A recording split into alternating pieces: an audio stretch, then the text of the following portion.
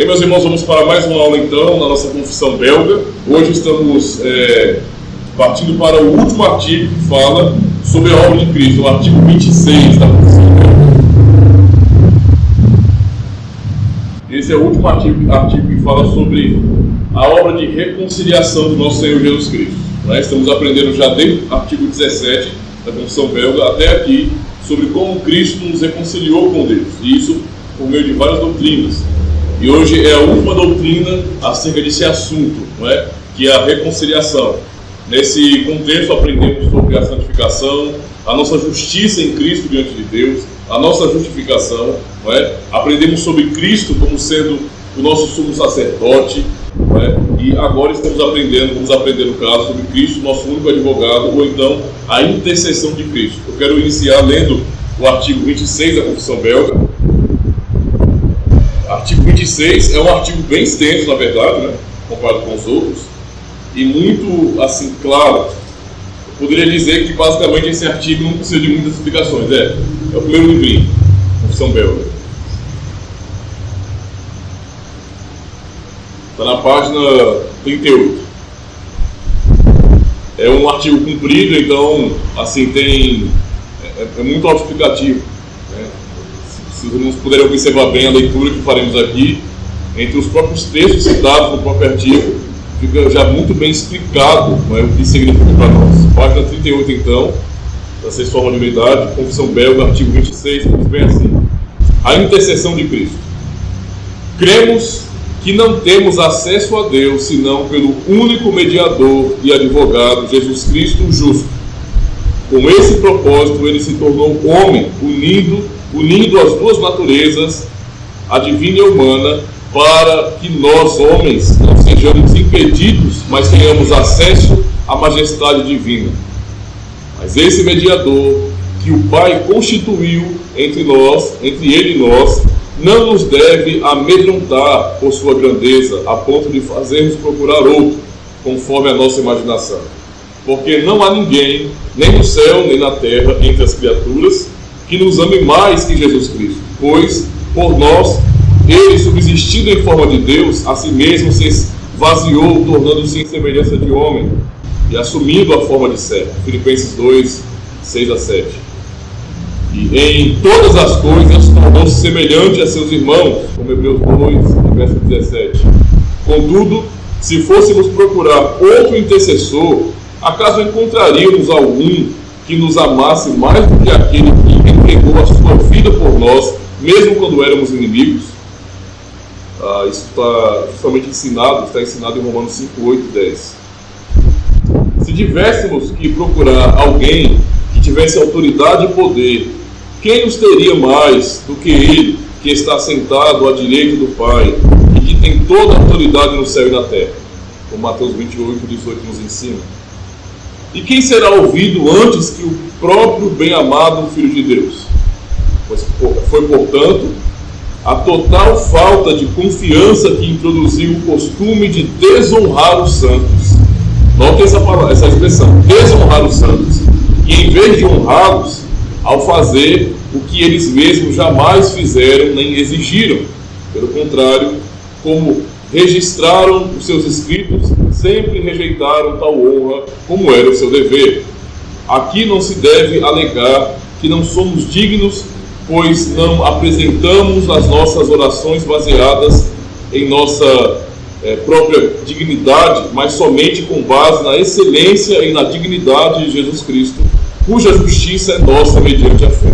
Por isso, pelo bom motivo de extrair de nós esse medo tolo, ou antes essa falta de confiança, o autor de Hebreus nos diz que convinha que Jesus, que em todas as coisas se tornasse semelhante aos seus irmãos, para ser misericordioso e fiel sumo sacerdote nas coisas referentes a Deus, e para fazer propiciação pelos pecados do povo, pois naquilo que ele mesmo sofreu, tendo sido tentado, é poderoso para socorrer os que são tentados. E depois, para nos encorajar mais ainda a procurá-lo, ele nos diz: tendo, pois, a Jesus, o Filho de Deus, como grande sumo sacerdote que penetrou os céus, conservemos firmes a nossa confissão. posição, porque não temos sumo sacerdote que não possa compadecer-se de nossas fraquezas. Antes, foi ele tentado em todas as coisas a nossa semelhança, mas sem pecado. Acheguemo-nos, portanto, confiadamente junto ao trono da graça, a fim de recebermos misericórdia e acharmos graça para socorro em ocasião oportuna. Hebreus 4, 14 a 16. A mesma carta diz: tendo, pois, irmãos, intrepidez para entrar no Santo dos Santos pelo sangue de Jesus, aproximemo-nos com sincero coração, em plena certeza de fé. Hebreus 10, 19 a 22. Cristo, no entanto, porque continua para sempre, tem o seu sacerdócio imutável. Por isso também pode salvar totalmente os que por ele se chegam a Deus, vivendo para sempre, ou vivendo sempre para interceder por eles. Hebreus 7, 24 e 25. Então, o que mais é necessário, visto que o próprio Cristo diz: eu sou o caminho, a verdade e a vida. Ninguém vem ao Pai senão por mim. João 14, 6. Por que procuraríamos outro advogado, visto que aprove a Deus dar-nos seu Filho como nosso advogado? Não o abandonemos por outro que jamais haveremos de encontrar. Pois quando Deus o deu a nós, bem sabia que éramos pecadores. Portanto, segundo o mandamento de Cristo, clamamos ao Pai Celestial mediante Cristo, nosso único mediador, como nos foi ensinado na oração do Senhor. E temos a certeza de que o Pai nos concederá tudo o que pedirmos em seu nome. João 16, verso 23. Se os irmãos puderam observar bem, é cumprida a confissão, no caso, o artigo, e já traz então vários textos, focando diretamente no próprio artigo, não é? Para que os seus leitores pudessem realmente compreender essa grande verdade. Porque esse é um ponto muito importante para nós cristãos, tendo em vista o debate que houve no século XVI por conta das distorções, né, com relação a essa questão da intercessão. Para os católicos romanos, então, desde aquele período, Cristo não era suficiente, não é? Como também hoje não é para eles suficiente. Eles precisam de uma verdadeira nuvem de advogados, de mediadores para se achegarem a Deus. Eles não confiam somente no Senhor Jesus Cristo. O artigo é muito claro para ensinar, não é, pelo raciocínio, na explicação da teologia, como também citando o próprio texto da Palavra de Deus, que nós só temos um advogado, um intercessor, somente este, Jesus Cristo. Eu quero ler um texto com os irmãos da Palavra de Deus, embora já muitos textos foram lidos aqui, né? Mas Romanos 8,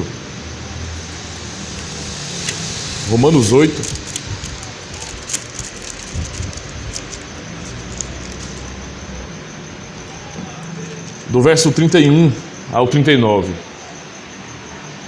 Romanos 8, do 31 ao 39.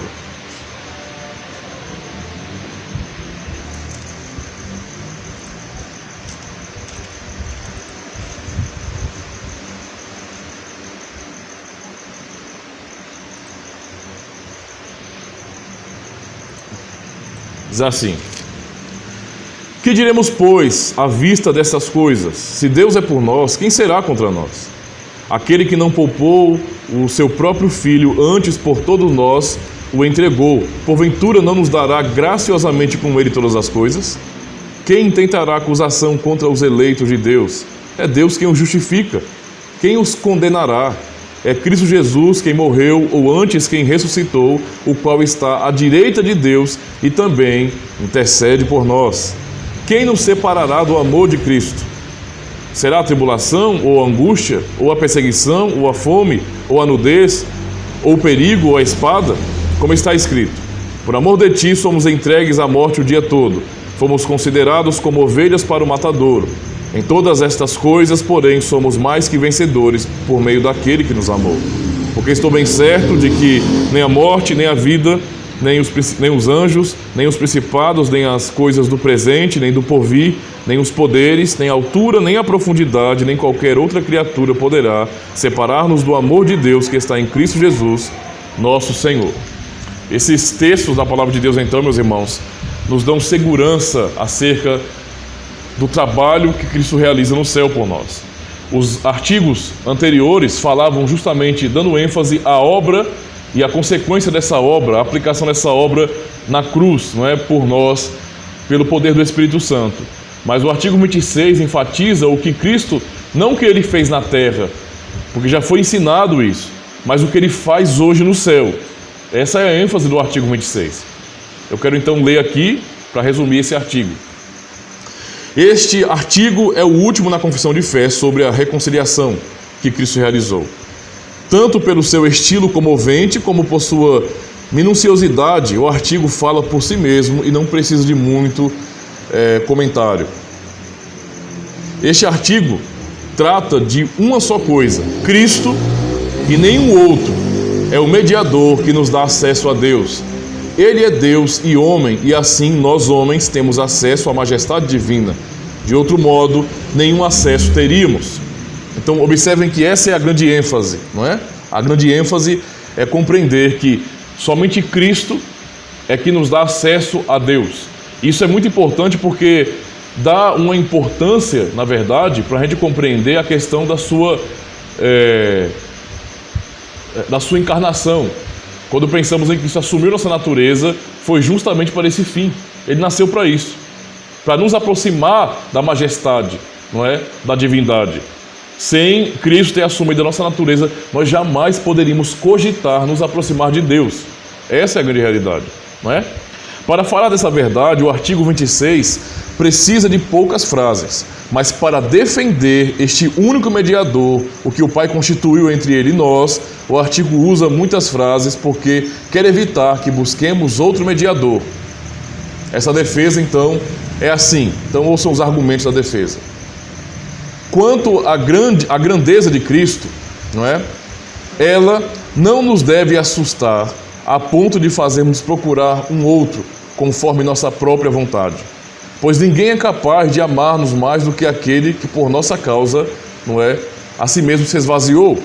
Então, a evidência que nós temos aqui como argumento no artigo é justamente nos ensinar que nós não precisamos, então, quando olhamos para o que o Evangelho nos ensina sobre Jesus Cristo e o contemplamos pela palavra, nesse sentido, né, como sendo glorioso, assentado nos céus, todo-poderoso, por conta disso nos afastarmos.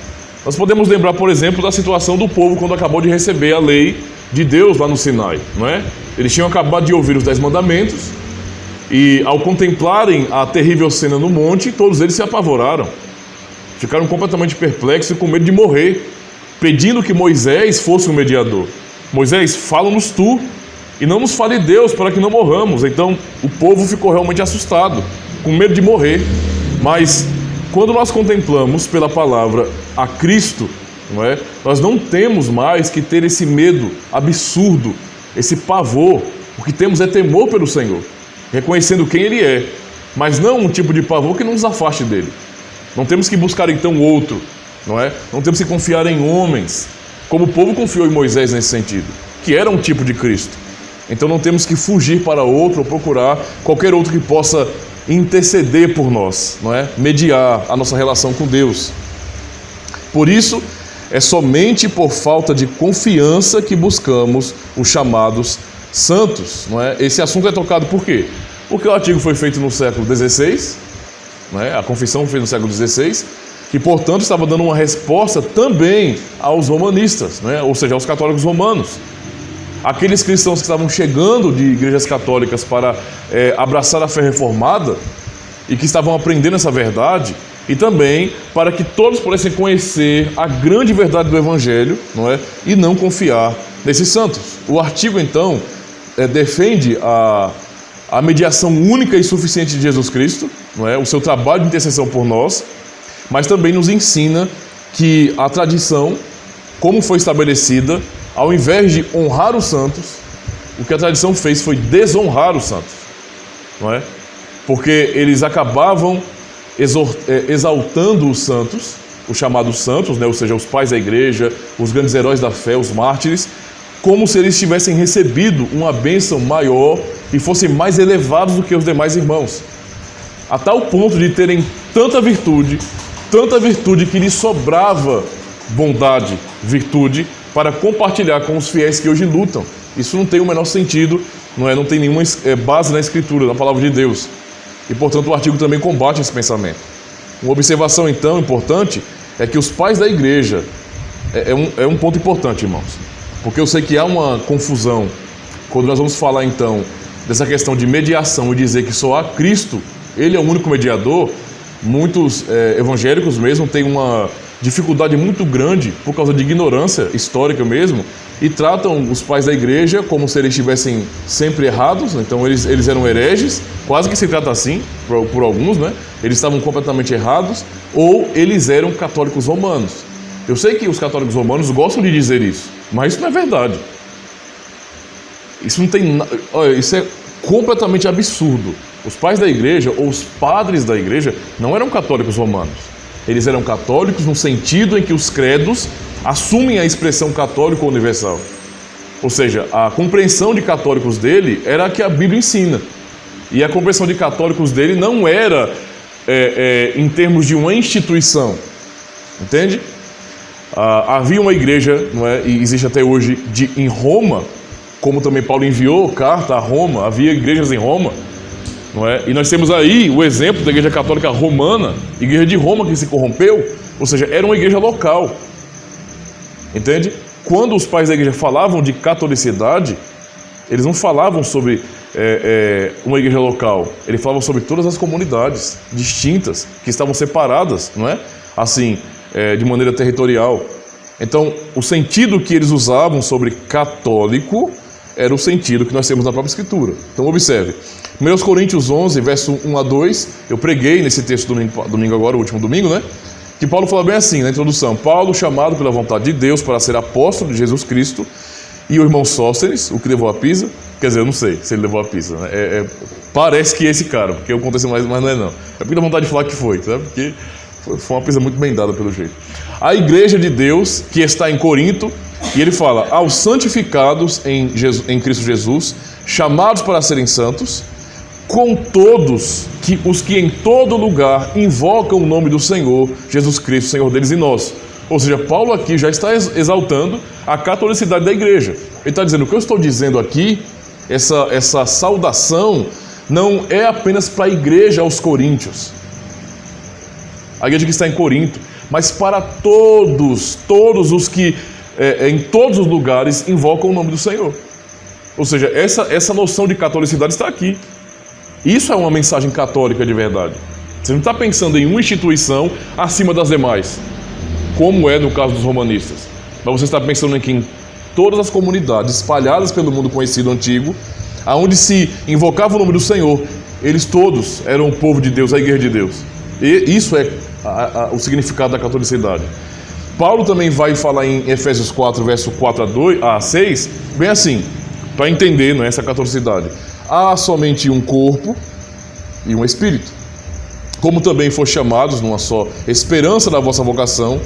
Há um só Senhor, uma só fé, um só batismo, um só Deus e Pai de todos, o qual é sobre todos, age por meio de todos e está em todos.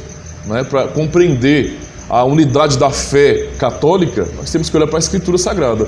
E era justamente com esse entendimento que os pais da igreja falavam, não é, que a igreja é católica. Entende? Infelizmente, os romanistas, eles pegam esse testemunho histórico e distorcem para que esse testemunho pareça que concorda com eles. E que realmente pareça e dê a impressão de que a Igreja Católica é a Igreja Católica Apostólica Romana. E isso não é a verdade, não é bíblica e nem tampouco da história, certo? Continuando então. Quanto à nossa indignidade de orarmos diretamente a Deus, não é? Ou seja, nós somos indignos de sozinhos chegarmos a Deus. Não tem como, certo? Não tem como. Por isso que desde o passado, isso é tão claro na Escritura, que desde o passado, o que foi feito, né? Por exemplo, Adão e Eva no paraíso, eles tinham acesso direto ao Senhor. Não era como será lá no céu e na terra, viu? Não é a mesma coisa. O que Adão e Eva tinham no passado não tem como ser comparado com o futuro glorioso. Eles herdariam aquilo, no caso, se tivessem obedecido, em tese, né? Então veja, o ponto aqui é o seguinte, que naquele período eles tinham acesso mais direto a Deus e não precisavam de mediadores. Deus ia até o jardim, né? Para se comunicar com eles. E ali acontecia um encontro pactual, eles adoravam a Deus. a partir da queda, automaticamente eles não poderiam mais chegar até Deus ou invocar Deus, não é, buscá-lo de maneira direta. Acabou isso aí. Por isso que o sacrifício foi instituído, já pelo próprio Deus.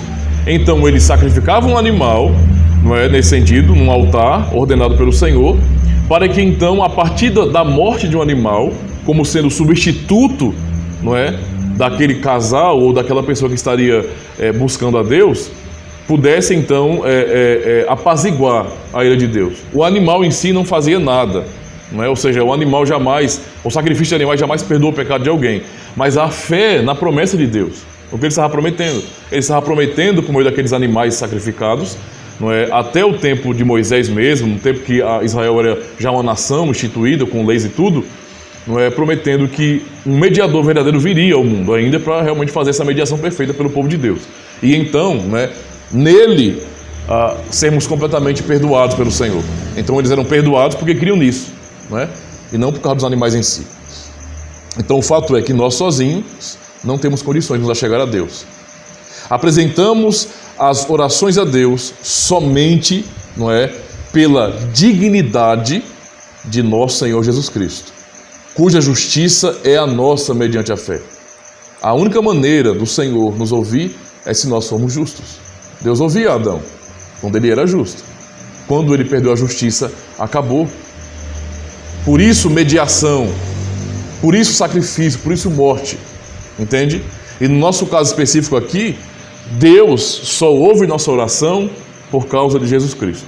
Essa é a única razão. É o que Cristo nos ensina. Vocês vão ter que orar em meu nome. Entende? É em meu nome que vocês oram. Fora de mim vocês não podem se chegar a Deus. É impossível, né?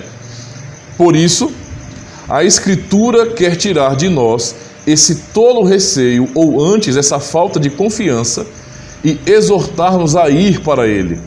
O artigo 26 apresenta nada menos que 4 citações da carta aos Hebreus para falar de Jesus, o sumo sacerdote. Por um lado, enfatiza-se que Cristo, em todos os sentidos, se tornou semelhante a nós. E por outro, e por isso, pode compadecer-se das nossas fraquezas.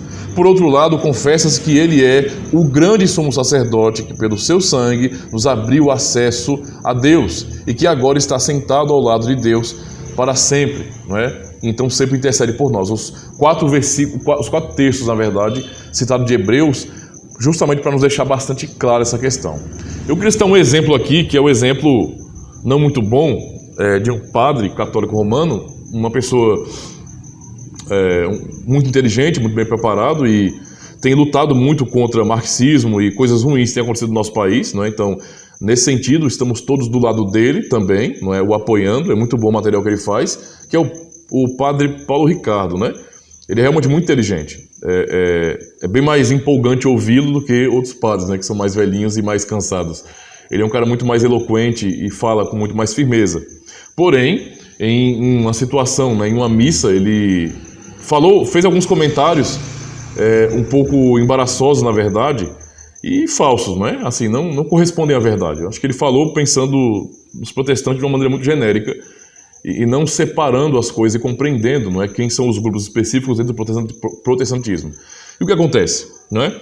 Ele afirmou que a nossa, por exemplo, busca por Deus por meio de Cristo somente, sem precisar de mediadores humanos como os santos, ou então a própria Maria, era uma atitude arrogante nossa. Ele disse que os protestantes são soberbos por causa disso. Chegou a afirmar que... Tem um vídeo curto que rola na internet, no YouTube, né, falando sobre isso. Chegou a afirmar que, olha, pode até haver protestantes humildes, mas a religião protestante em si, ela é arrogante. A nossa religião não, a nossa religião é humilde. Né? Por quê? Porque nós temos essa hombridade, essa humildade de olhar para um outro pecador e reconhecer que ele é um instrumento de Deus para nos abençoar. Ora, isso não é uma coisa que nós discordemos. Né? Nós sabemos que Deus usa a própria igreja para nos abençoar. A igreja é um ambiente disso. Né? Nós somos instrumentos do Senhor, sim, para abençoar os nossos irmãos. Isso é verdade, então nós não discordamos disso, certo? Mas quando ele fala essas coisas, ele está pensando no quê? Não é? Em a nossa busca nesse sentido por mediadores, como os santos. Há uma confusão muito grande. Uma coisa somos nós intercedemos pelos outros, não é? Nós orarmos uns pelos outros. Isso é realmente uma bênção na igreja, mas não há essa mesma verdade acontecendo com aqueles que já estão no céu, com os irmãos que já estão na glória, né? É outro plano, entende? Veja, nós somos um. Hebreus capítulo 12 nos ensina que em Cristo nós somos elevados, não é, a hostes de anjos e também, nesse sentido, elevados, não é, aos santos lá, que são nos céus, ou seja, a igreja que já está lá, entende? Mas veja, em Cristo nós somos elevados no momento do culto, na adoração, porém, isso não significa dizer, não é, que nós podemos pedir alguma coisa a eles. Eles não chegaram lá porque eles eram bons, não é? Eles não estão nos céus com Cristo agora porque eles eram santos demais, porque eles eram realmente bons demais, porque eles acumularam virtude. Isso é completamente fora da Escritura. Eles estão lá pela graça de Deus, como todos nós um dia estaremos, pela graça do Senhor. Entende? Então toda a glória é para Cristo, não para eles. E, portanto, eles não têm poder ou virtude para abençoar ninguém aqui. A vida deles aqui acabou. Entende? Acabou. Um dia eles terão contato com este mundo como nós na ressurreição. Entende? Um dia todos nós estaremos com esse contato aqui. Mas agora não. Agora a vida deles é no céu, é outra dimensão, é outro plano, não tem nada a ver com essa realidade aqui. Certo? E ele acaba entendendo que é justamente isso. Nós temos que buscar os santos, então, né? Sermos devotos de santos, buscar Maria, não é? Toda essa mentalidade, e portanto diz que a nossa religião é uma religião arrogante, soberba, não é? Porque nós queremos chegar diretamente a Deus.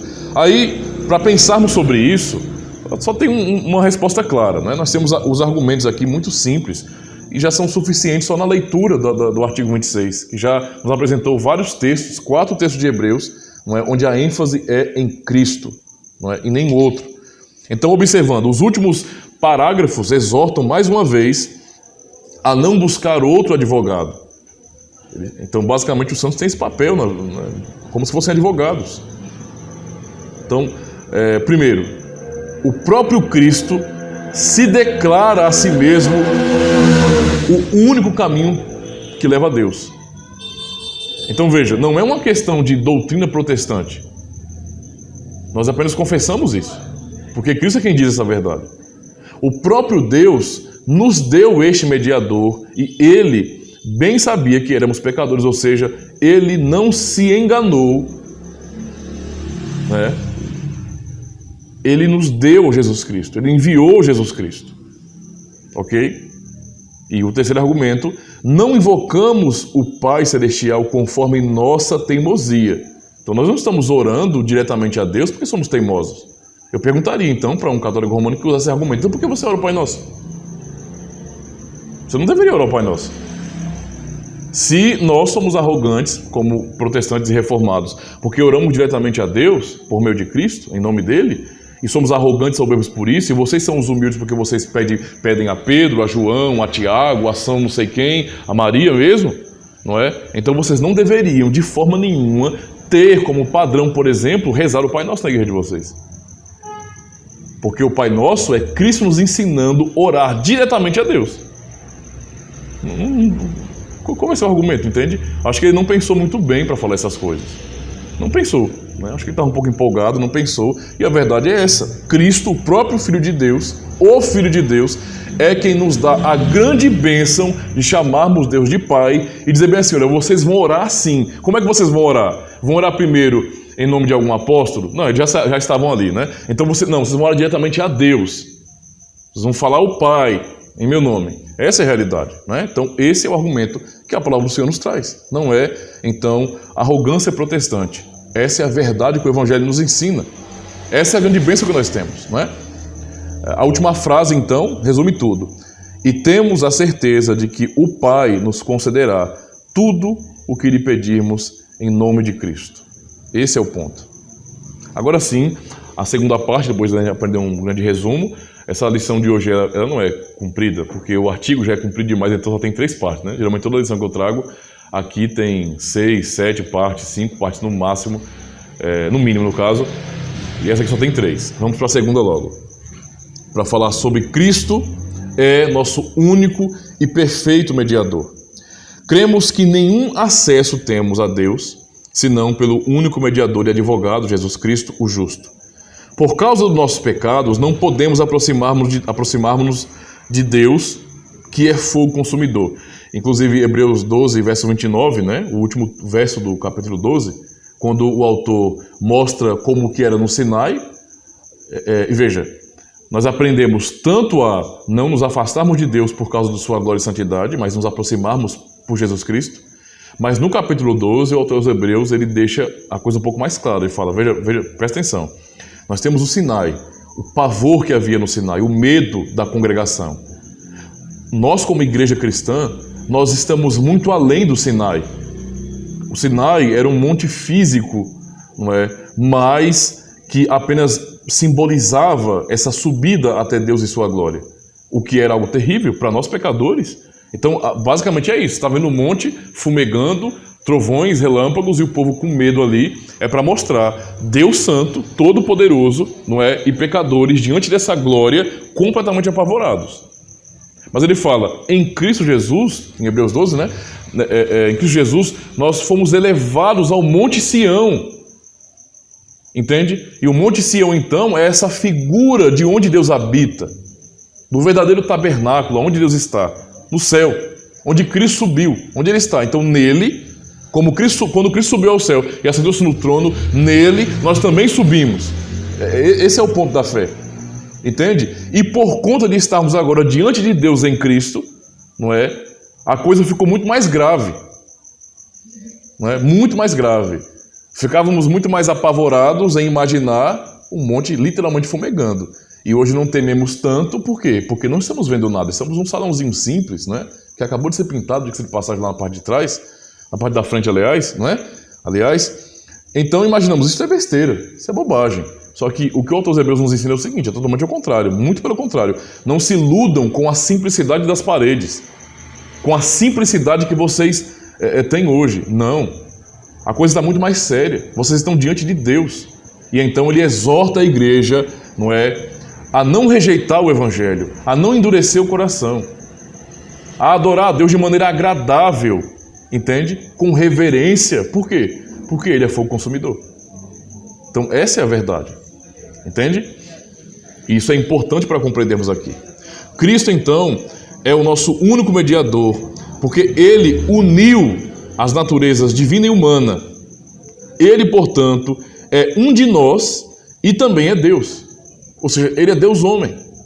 E esse ponto é muito essencial para nós, porque essa é a razão da nossa entrada na presença de Deus. Seria impossível qualquer um de nós conseguir fazer isso. Entende? Não dá. E, inclusive, toda a glória que vimos... voltando um pouquinho no tempo. Moisés primeiro, né? Mas Moisés, meu Deus do céu, aquele homem usado por Deus, que glória. Eu imagino que deveria ser algo realmente tremendo, essa relação de Deus com Moisés, né? O Senhor falando com Moisés, Moisés vendo coisas gloriosas, Moisés sendo usado por Deus. Só que veja, aquilo que Moisés viu, embora seja glorioso aos nossos olhos, não era algo tão grande assim. Eu vou explicar por quê. É claro que era algo gigantesco, maravilhoso, incomparável. Pô, quem poderia imaginar alguém, um homem pecador, não é, ter esse relacionamento com Deus? Mas vai vendo. Volta um pouquinho para Abraão. Abraão, não é tanto Moisés como Abraão, como amigos de Deus que falavam cara a cara com o Senhor. Né? Isso é inimaginável, é uma coisa maravilhosa. Mas nem Abraão, quando o Senhor falou com ele e o chamou, teve algo tão incomparável ainda. Era muito glorioso para a nossa realidade.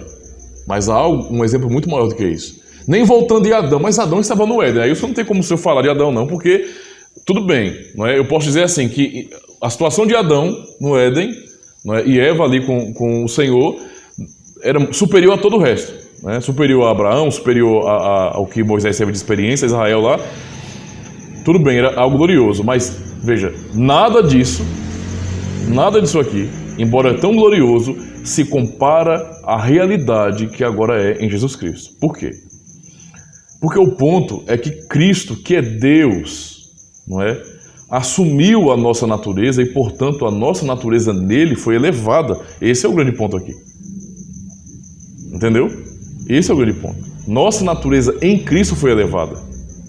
Nós não somos chamados em Cristo, por exemplo, para sermos uma classe segunda no novo céu e nova terra. Paulo diz em 1 Coríntios, por exemplo, vocês não sabem que vocês vão julgar os anjos. Ouçam isso com atenção, irmãos. A igreja, nesse sentido que ele está usando ali como exemplo, é julgará os anjos. A ideia dele é mostrar que nós teremos autoridade e superior. Olha onde a nossa natureza chegou por causa de Cristo.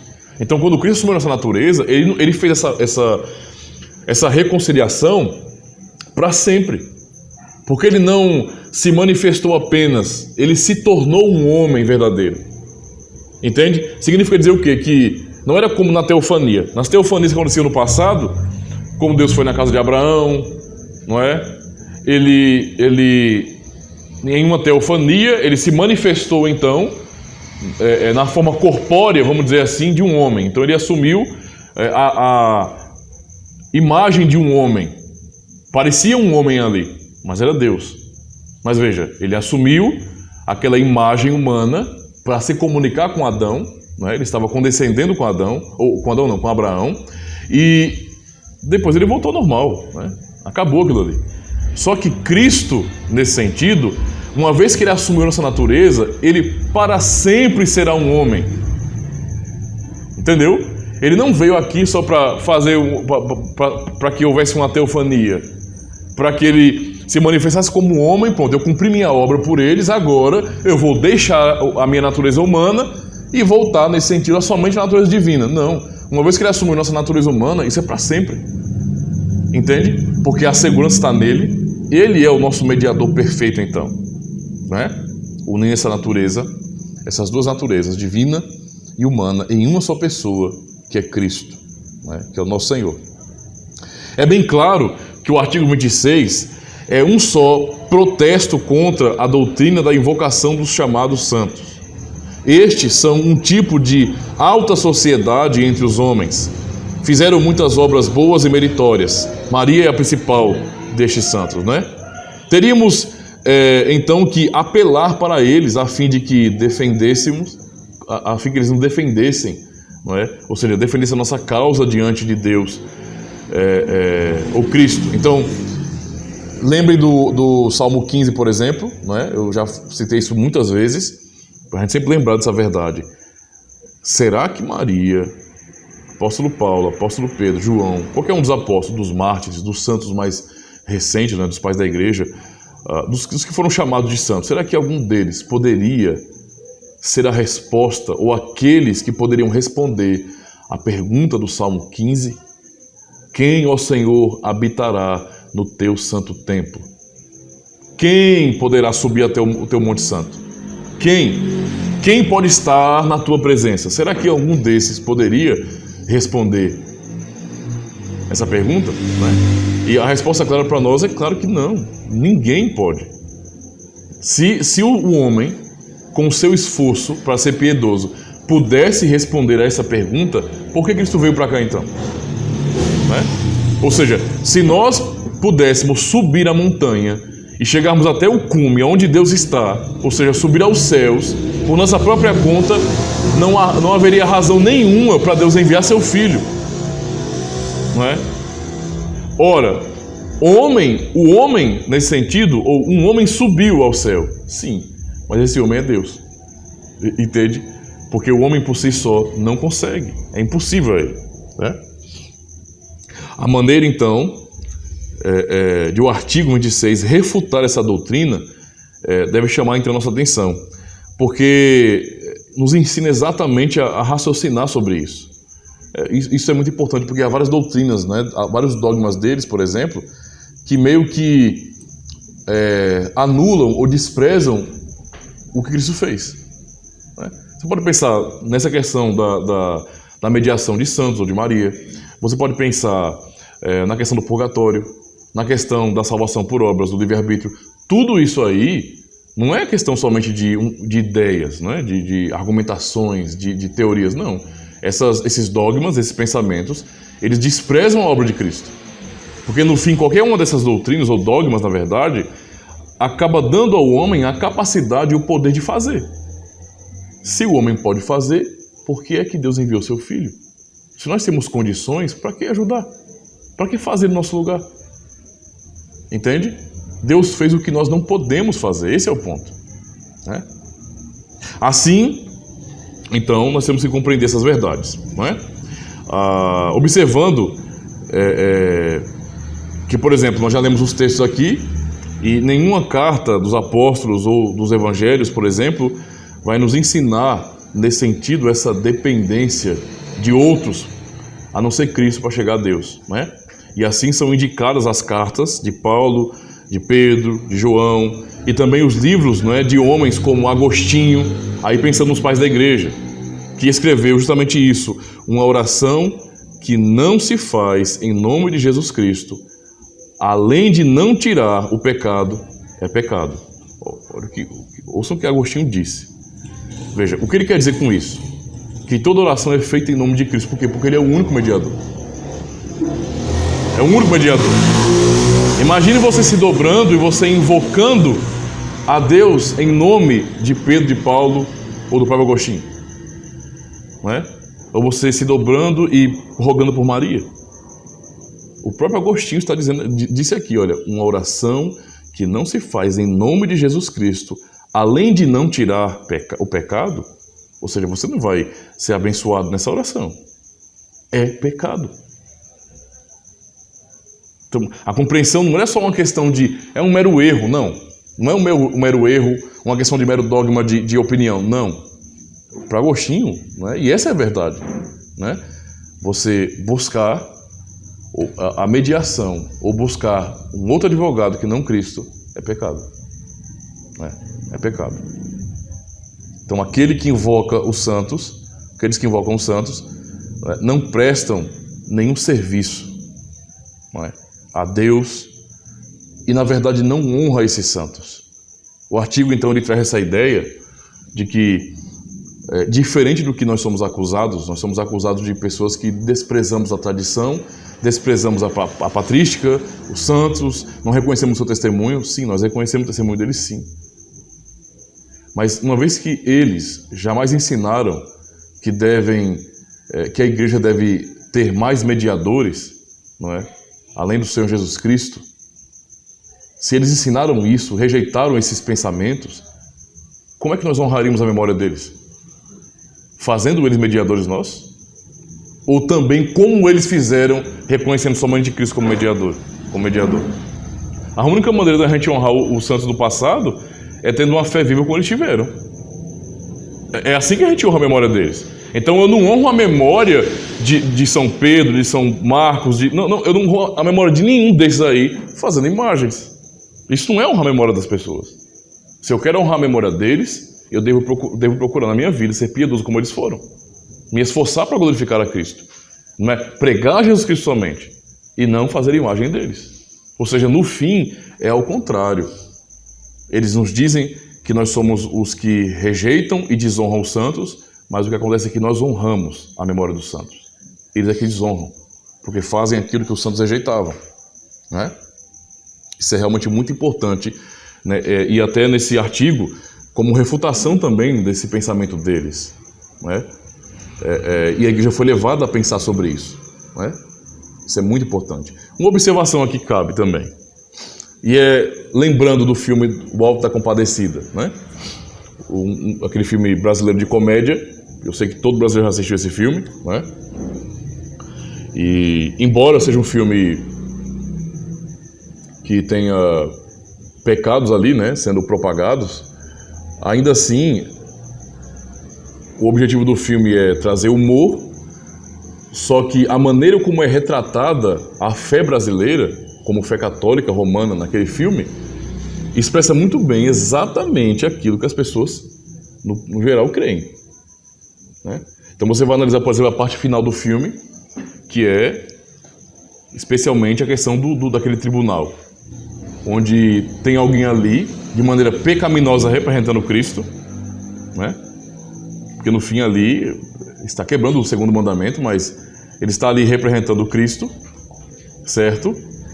E na situação do tribunal, é uma loucura só, porque veja, Cristo assentado no trono, como sendo o juiz, certo? O diabo, como um acusador, apresenta a sua acusação contra os pecadores, todas acusações bem fundamentadas, diga-se de passagem. Então o diabo estava sendo um bom promotor de acusação ali, perfeito.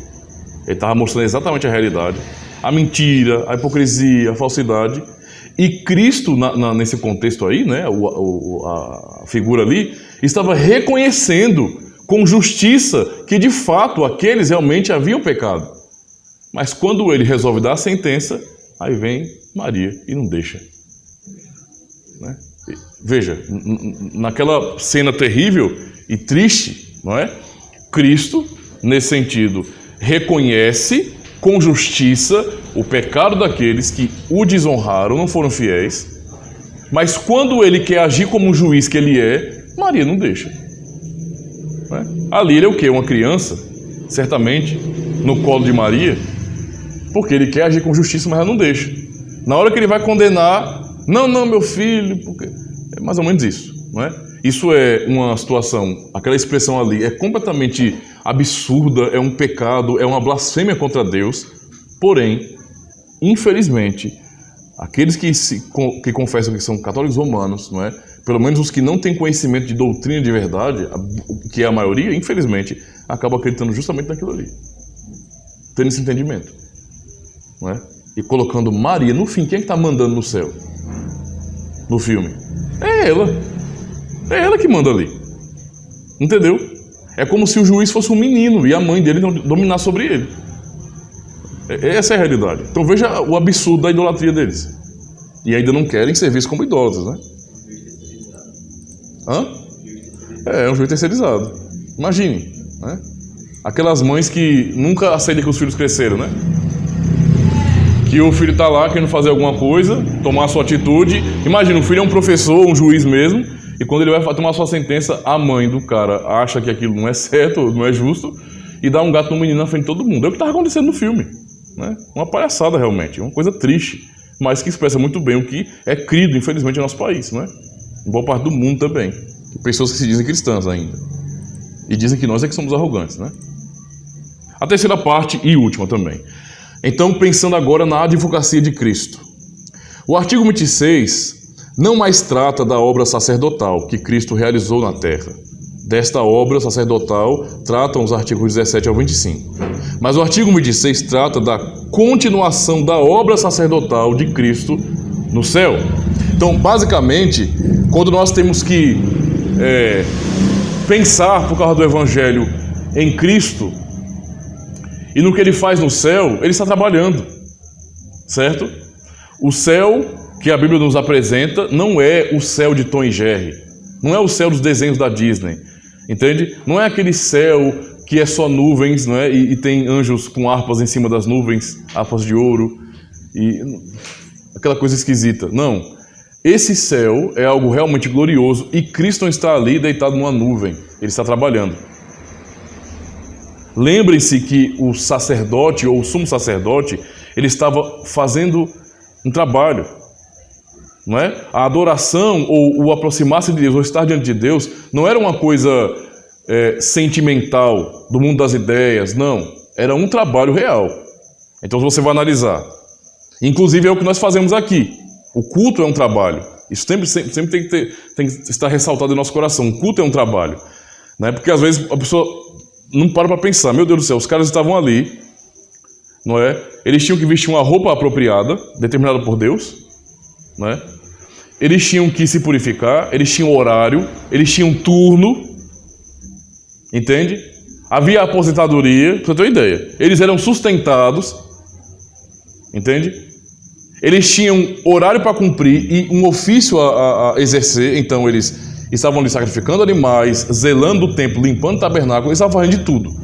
E na expiação, no dia da expiação, do mesmo jeito, havia todo aquele trabalho, não é? Imagino eu que cansativo, não é? Você trabalhar com animais, matando, esfolando, separando partes, espirrando sangue nos objetos do templo.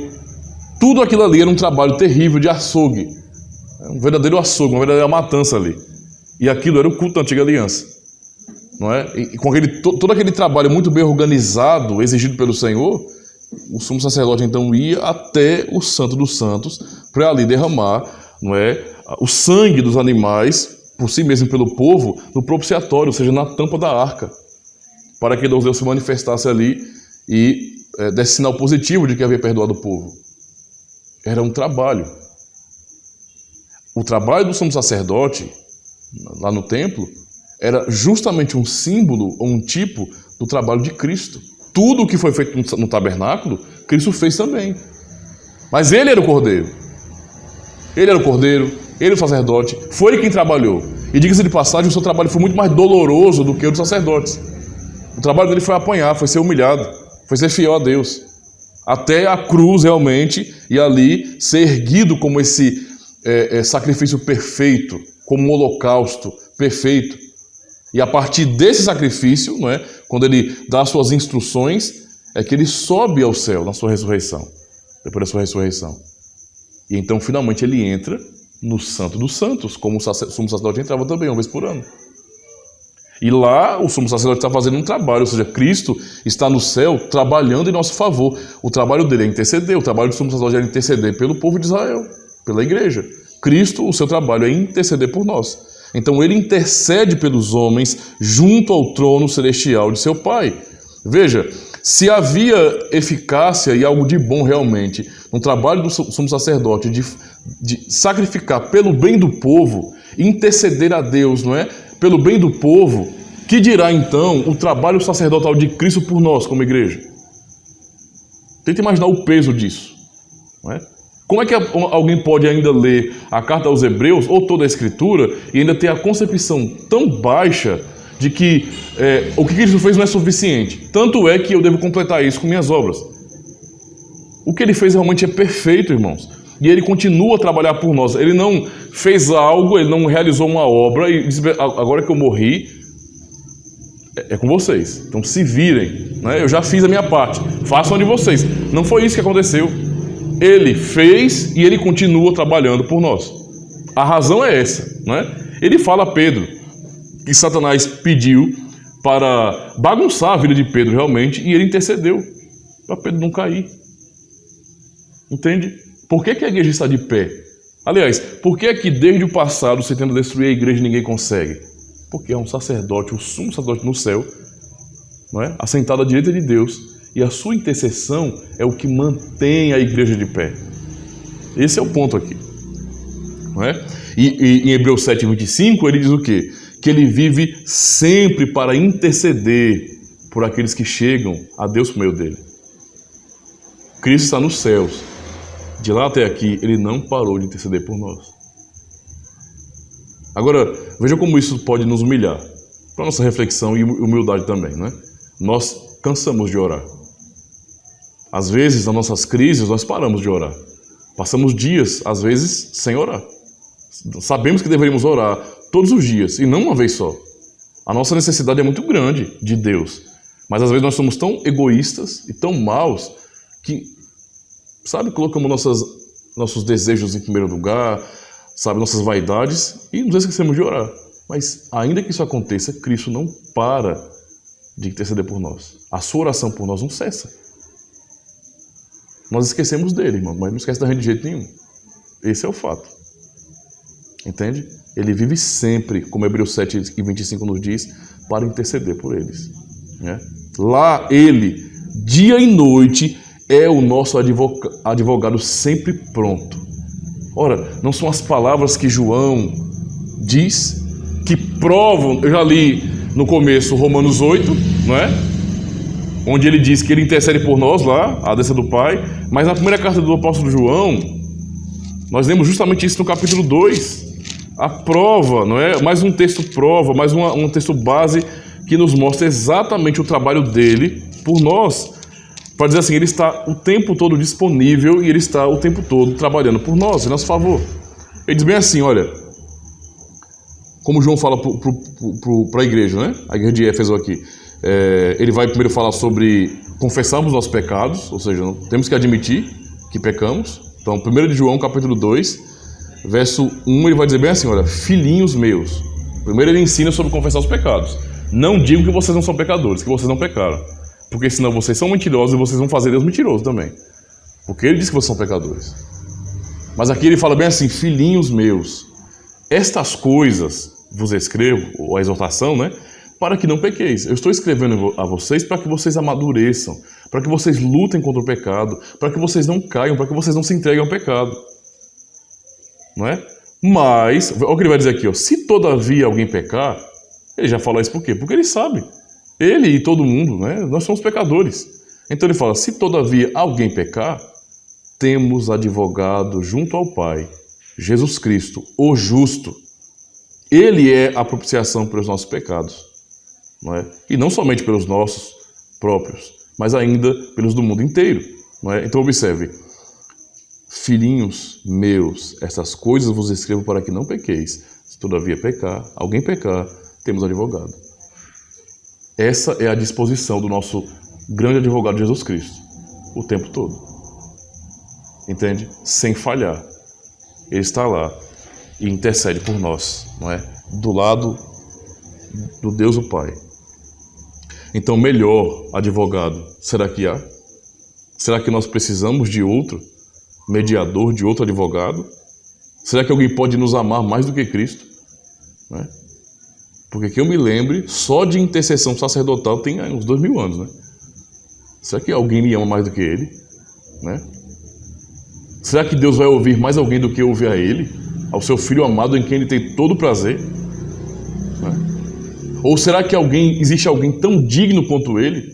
Tão poderoso quanto ele? Não, ele é único, é absoluto, né? Ninguém tem laços tão fortes com Deus, o Pai, como ele tem, e com o Espírito Santo. Ele é o eterno Filho de Deus. Não é? O laço forte dele para nós o faz entender perfeitamente a nossa situação atual na Terra.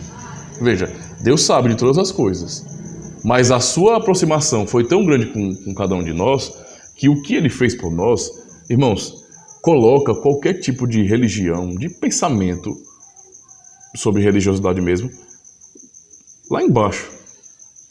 Lá embaixo. Me diga, que outra religião tem a fé pela verdade de que Deus, ele não só se manifestou a nós, ou não só se aproximou de nós, Deus assumiu quem nós somos. Olha o nível da coisa. Entende? Ele não apenas veio aqui, se manifestou e mostrou seu poder glorioso. Não, ele se tornou um de nós. Será que dá para ser mais próximo do que isso? Será que esse Deus não nos entende? Nos entende perfeitamente. Né? Pois assumiu nossa natureza, assumiu então um corpo frágil, foi tentado como nós e venceu em tudo. E ele sabe exatamente todos os terrores de nosso coração. Ah, se tem alguém que conhece muito bem o como nós somos fracos, é ele. Ele sabe muito bem. Toda a nossa fraqueza. Até as coisas que nós, por falta de maturidade e reflexão, não conhecemos. Porque, veja, nós temos que lutar para nos conhecer. Certo? Às vezes a gente quer conhecer demais os outros, né? E a gente conhece pouco a nós mesmos, vamos dizer assim. Conhecemos pouco a nós mesmos. Temos que pensar muito bem em quem nós somos. Pois bem, ele conhece tudo, absolutamente tudo. Ele entende aquilo que ninguém mais pode entender. Eu posso pensar, por exemplo, num psicólogo, num psiquiatra, num psicanalista. Ele conhece por meio de técnicas, como fazendo uma investigação de sua vida. Ele vai percebendo erros que você está confessando a ele, certas situações. Então ele vai observando a sua história e então vai perceber os problemas que tem na sua história.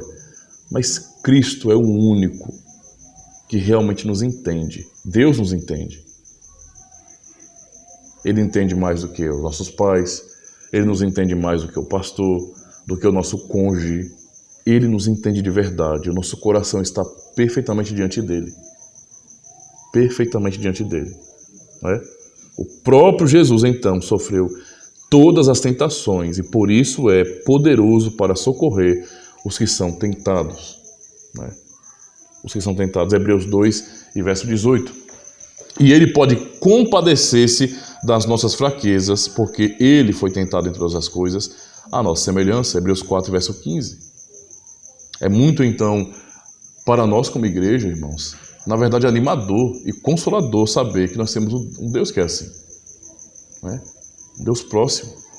E veja, ainda mais, Ele se tornou um de nós, Deus assumiu a nossa natureza, mas veja, o Espírito Santo, Deus, habita em nós. Nós temos aquilo que é de mais importante, de mais glorioso, temos toda a consolação nessa verdade. Somos assistidos e compreendidos por Ele. Né? É assim que nós temos a consolação em Cristo. E eu concluo dizendo, irmãos, que a bênção de intercessão por nós como igreja é tão maravilhosa e que nos ensina Cristo como nosso único advogado, que foi o mesmo Cristo, né, que disse que rogaria ao Pai para que enviasse um outro Consolador. Então, veja, temos um Pai. Veja, observe se eu preciso de outros advogados. Nós temos um Pai celestial que nos ama, que nos elegeu, não agora, mas desde a eternidade, e de maneira incondicional. Vendo que nós somos pecadores podres, rebeldes, indignos, ainda assim Ele nos amou e nos escolheu em Cristo para sermos salvos por Cristo. E Cristo vem, assume nossa natureza, morre em nosso lugar, exalta nossa natureza, nos dá então segurança de salvação nele, como homem nos representando, assenta-se ao trono de Deus, à direita de Deus, e de lá Ele envia o seu Espírito Santo para habitar em nós, para nos dar a fé e nos fazer realmente compreender que todas essas coisas são verdades. É a grande verdade do Evangelho. Eu preciso de mais alguém? Eu acho que o ponto aqui é compreender que nós não somos, como protestantes, arrogantes. Nós apenas cremos no que o nosso sumo sacerdote fez. Não é? No amor de Deus, que nos aproxima nessa obra de reconciliação. Quem me reconcilia com Deus é Cristo, não são os apóstolos. Nós, protestantes, e eu digo evangélicos, também podemos muitas vezes cair nesses pecados. Como Agostinho disse que orar sem ser em nome de Cristo, ou parafraseando e até aplicando em nosso contexto, esperar de outro alguém, entende? Confiar que a oração de alguém seja mais importante. Por exemplo, alguém, membro da comunidade, olhar para mim e dizer bem assim: pastor, eu não quero orar por essa causa, eu quero que o senhor ore. E eu posso perguntar: meu irmão, mas por que eu tenho que orar? E o irmão não pode orar? Porque a sua oração é mais ouvida por Deus. Você está pecando. Isso não tem sentido, irmãos. Isso é pecado. Não é? Nós não precisamos uns dos outros para chegarmos até Deus. Nós podemos orar uns pelos outros, mas não precisamos, nesse sentido, uns dos outros para chegar até Deus. Não é? Nós temos Cristo. Temos Cristo, isso é suficiente para nós. É toda a bênção que nós recebemos do Senhor.